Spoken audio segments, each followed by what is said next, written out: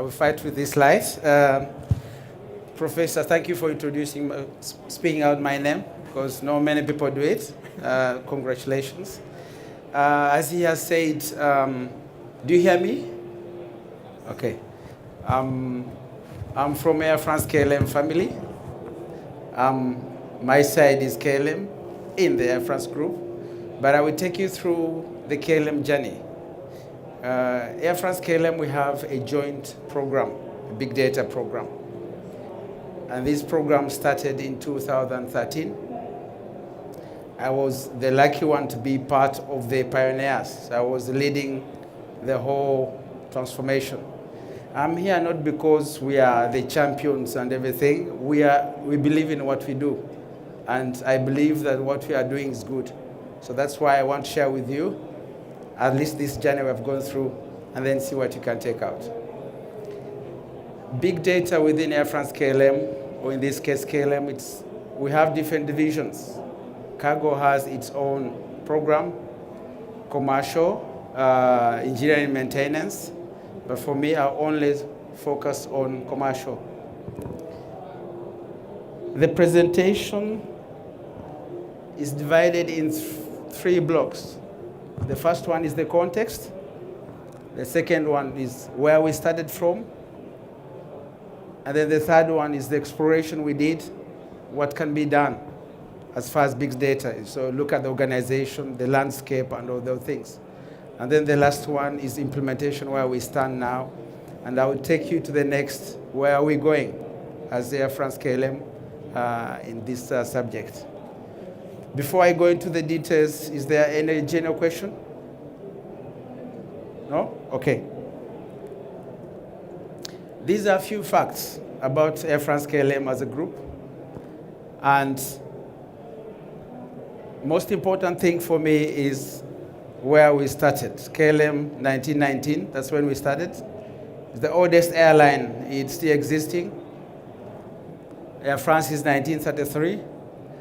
But the most important thing is that our customers, we are talking about 93 million passengers. These are the people we are talking about. We serve every day. And these are the passengers who believe in us. So these are just figures. People used to ask us, why did you start this journey? You're an airline. Why big data? But big data is not only for the Googles or the Microsofts, it's for everyone, including us.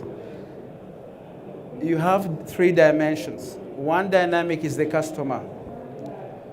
The customer says, I want to be fed. I want to connect with you who are serving me. The same customer says, I want that warm feeling. So we have to know our customer better. And then another dimension is the industry. Competition. I won't mention the names of those big guys with big aircrafts, but you know them. They are pushing us. So that there's a dynamic there where we need to at least get an answer to. And then the last one is the digital transformation, the social media. And so there are a lot of three forces which are pushing us, which pushed us to a level we have to do something. Otherwise, we cannot stay behind. Questions so far? Okay. And then after the context, I said, okay, it's about the experience. You look at the experience. In 1920, flying was an experience for everyone. Now today, the same thing. So it's about the customer experience. To have that memorable experience whenever you fly. So we said we have to tap in and see how we can make it more everlasting. So that's why we started with this journey. So now I stop the context. I'm going to the content. I will inspire you with one video, and it's about the customer journey. That's everything we do is through the customer journey.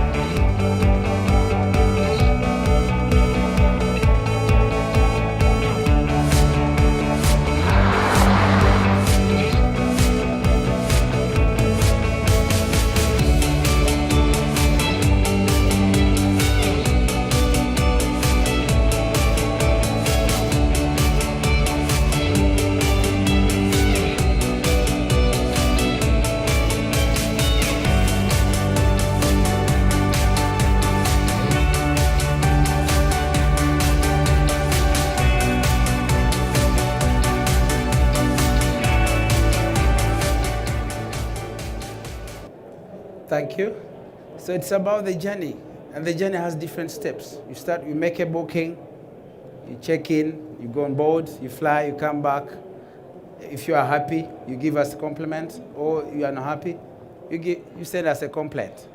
The whole journey, we are trying to capture the whole journey into one central platform, which is big data.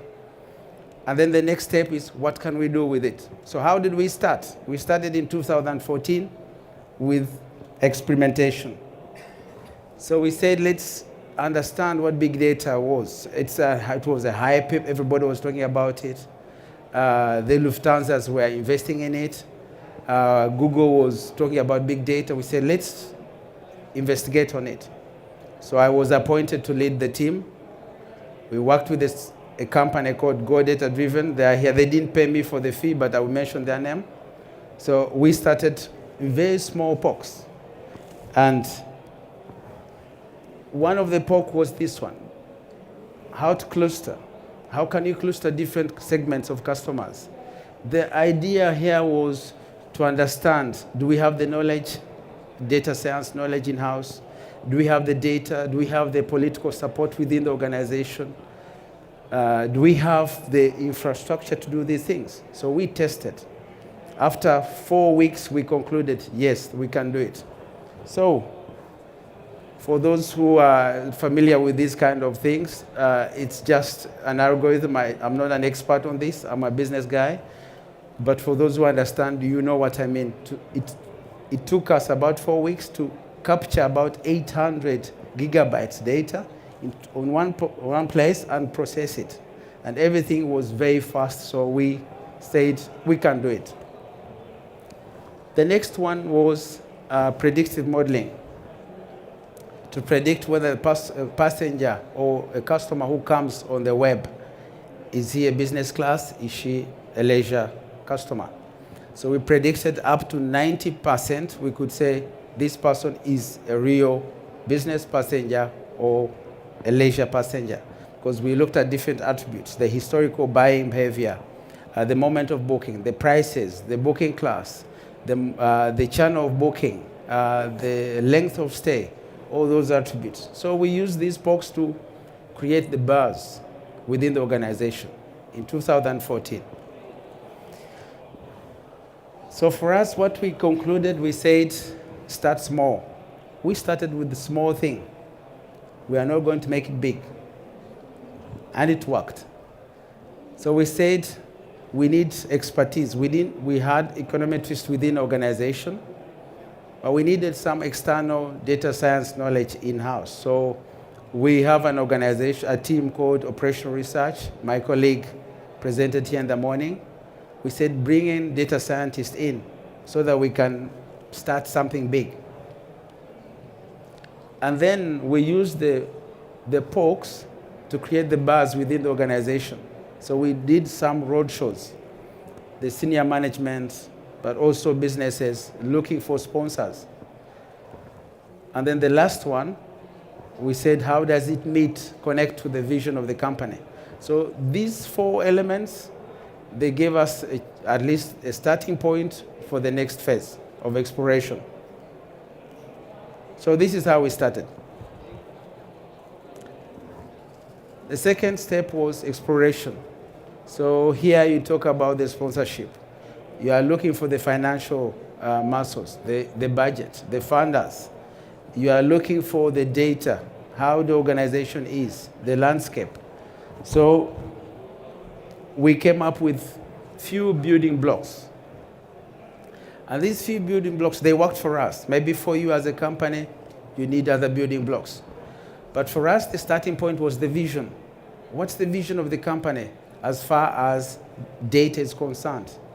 How does it connect to the vision? So it was clear in the vision, customer centricity is number 1. So we said, okay, if you want to be centric with your customer, you need at least to know your customer. So you need the data. So what we did, okay, we said, in Dutch they say think. We say that is connected. The second one, we looked for executive sponsorship. We got some 4 EVPs who believed in it. They said we are going to sponsor this subject. And then we said we need a business which is very innovation driven. And we are lucky, digital within Air France KLM was very strongly focused on this subject. So we got the financial muscle. And then we looked at the data landscape. An organization as KLM, or Air France KLM, we have a lot of data bases everywhere, data warehouse. So we made a landscape. We concluded that we have more than 50 different data platforms which are not connected. So we need to connect these processes. I'll show you later. And then the last one was organization. We are very siloed oriented. So there was a new word which is coming in to be integrated with the old word. Old one, silo, a lot of silos, and the new word is cross-functional. So we had to define the organization. I will show you the details later, how we did it. And the last one is the people and skills. Do we have the data sciences within the organization? So we started looking for knowledge outside, recruiting people, and all those kind of things. Are you following me? Am I okay? You can follow me? Okay, because I have an African accent, so if... Okay, then we said, okay, if we start with the vision was customer centricity. And then we said, if you want to be eccentric, then you need to know the customer. So we defined 3 blocks. One block is, for example, the contextualization, which would lead to customer centricity. Another one is having the technology, which is big data. And then the other block was how to connect the touch points using APIs, business services. And these 2, they will help us, these 3, they will help us to create the 360 view about the customer. And then, but also serve the channels, the omni-channels. So for the digital marketing, e-acquisition. So we said, what we do, big data fits into the vision of the company. So this was clear. And everybody could, up to now, everybody understands that this is the way to go. So we are lucky that the timing was perfect. So we said, okay, let's define the goals. What do we want to achieve? Later we take you through every block, not all of them, few blocks, and then, so we said start with defining the roadmap. So we know the vision, we have the POCs, we have done the tests. Can we define the roadmap using these elements, the data landscape, the organization, and all those kind of things? So we started defining the roadmap. The roadmap, we did it in 2015. It was approved by the Group Investment Committee in the same year. And then we got the budget, started building. And then organization set up, how we organized, I will show you later. Architecture, I will show you later how we are organized. Ethics as a driver, create the value, and then we hope through that process we create a data-oriented, data-driven organization. So that was the exploration. And now we are going to implement. So we have done the experiments, exploration, now implementation. I still have 10 minutes. The implementation, we started in 2016, right away. If you look at the roadmap, you have 3 blocks. One is the executive sponsorship, which was in. Stakeholder mapping, these are the businesses. And then we have the true believers, like digital, like marketing. They believed in this subject. So we are lucky a bit to have these kind of sponsors. And then we are looking at the technology, data, and so that was number 1. So we defined the roadmap. We presented it to the executive. About the organization, we said we are not going, it's a huge organization. We're about 97 years old. We have silos. You cannot bring everyone into one location. So what we said, sorry, I think something went wrong. It's okay.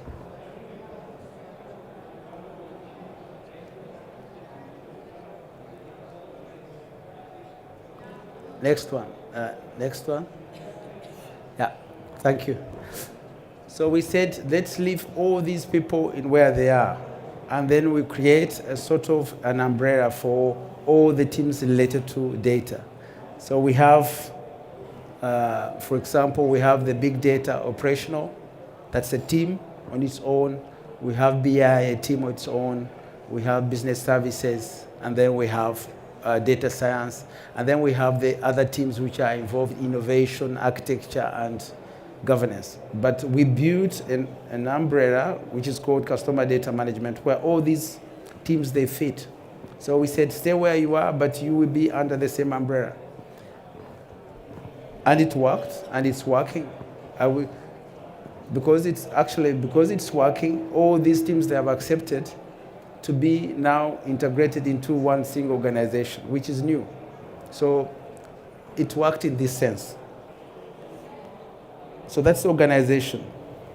The architecture. We have a lot of different systems. You have operational system where the P&Rs are stored, the finance and everything. So we connected everything to one single big data platform. We use Hadoop. We don't use cloud. We use Hadoop for certain reasons.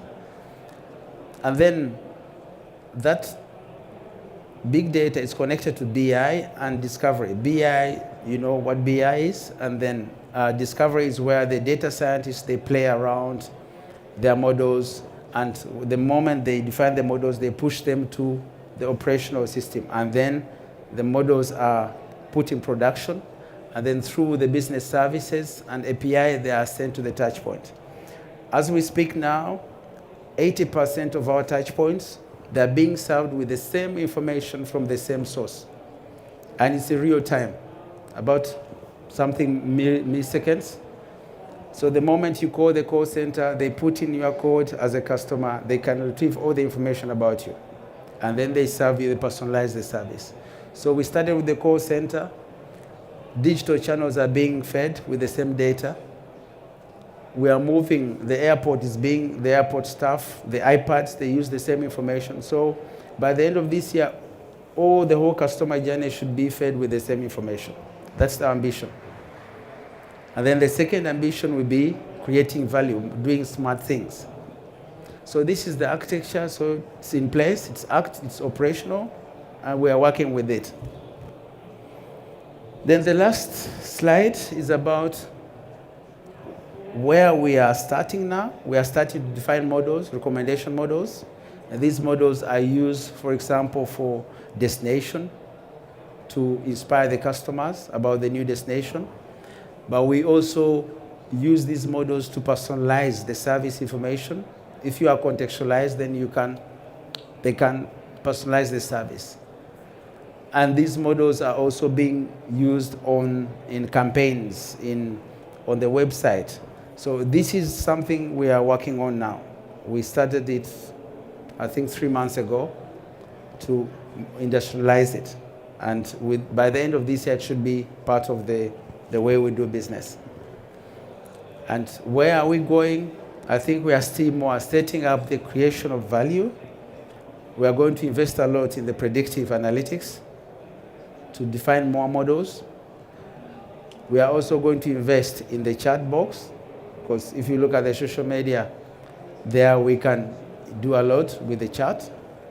We are going to invest a lot in data science, to have the knowledge which we don't have now, to come and optimize the process we have put in place. So for us, I think this is the ambition for the next 6 to 1 month, to 1 year, to stay on this level. So the last is takeout. As I said, sponsorship is very important. Without sponsorship, you can't do anything. You can have good ideas, but you need sponsorship. But also important, avoid the discussion of return on investment, because this is an innovation. Either you believe in it or not. If you start engaging in return on investment, you are out, because you don't know how much money are you going to earn with big data. The only thing is that you believe in it, and you know the long term, it will be That's the way to go. So avoid the return on investment discussion. Try to create value. Value not maybe for the company, but also for the customer. So if you can show that you are creating value for the customer, like recommendation, inspiring content, all those kind of things, then you say, I'm doing something. And then the last one, big data is not an objective. You shouldn't say, I should have big data, I should have big data. No, what are you going to do with the data? That's the most important thing. The value you are creating for the business, but also for the customer.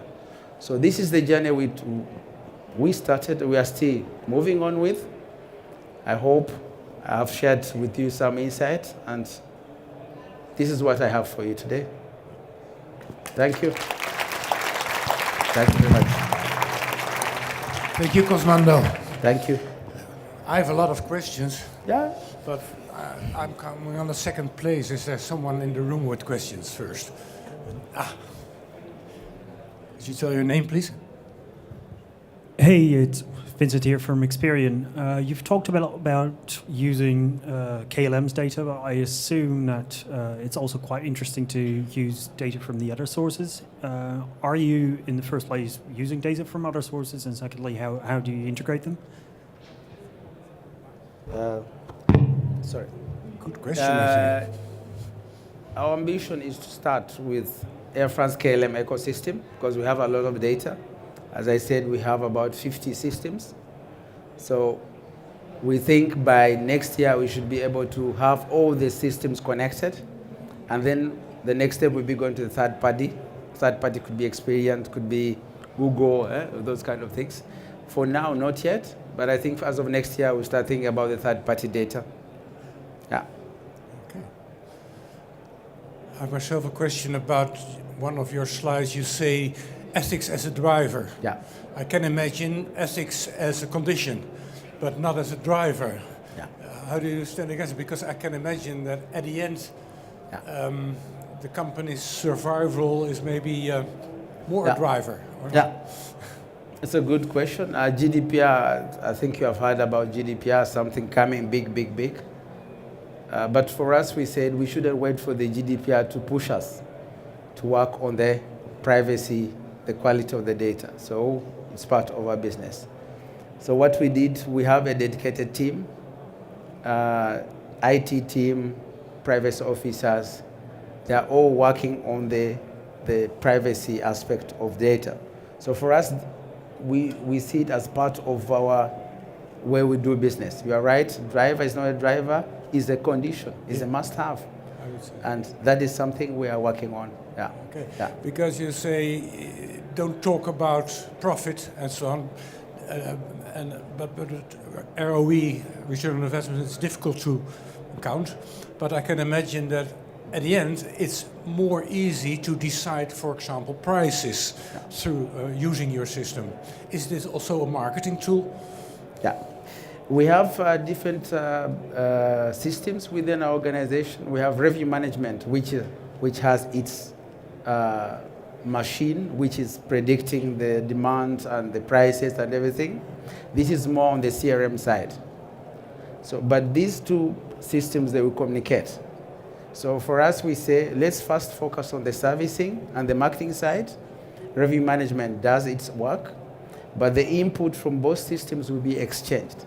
Okay. So that's why I say for servicing, let's not focus on ROI, let's focus on the value we create for the customer in the touch points. Yeah, that's why we don't discuss the ROI. It's a part of your vision. Yeah. Okay. Indeed. Are there other questions? It's difficult to see for me. I don't think so. No, I want one question from me. The next speaker, you are invited to attend them, is from NS. Yes. I can imagine that working together with big data with NS would be interesting.